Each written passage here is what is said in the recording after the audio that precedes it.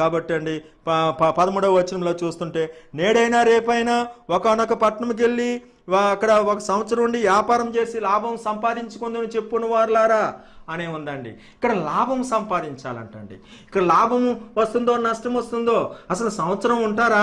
మరి లాభం సంపాదించారో నేడైనా రేపైనా ఒకనొక పట్టణంకి వెళ్ళి, ఏ పట్టణానికి వెళ్తారో తెలియదు, ఉంటారో లేదో తెలియదు, లాభం వస్తుందో లేదో తెలియదండి. కానండి వారి స్వార్థం కోసము మరి వారి కడిపే వారి దేవుడని, నా ప్రాణమా తినుము తాగుము అనేక సంవత్సరాలకి విస్తారమైన ఆస్తి నీకు సమకూర్చబడిందని చెప్పినప్పుడు వెర్రివాడా అని దేవుడు అందుకే అన్నాడు. కాబట్టి అండి మరి ఇక్కడ మనం చూస్తుంటే ఫలము గురించి అనేది ఇక్కడ 13వ వచనాల్లో కనబడుతుంది. 13వ వచనంలో ఇక్కడ ఏముందంటే, మనం ఏం చేయాలంటే, మా దేవా నీకు కృతజ్ఞతాస్తులు చెల్లించున్నాం, ప్రభావం గల నీ నామమును కొనియాడుచున్నాం. మా దేవా నీకు కృతజ్ఞతాస్తుతులు చెల్లించున్నాం.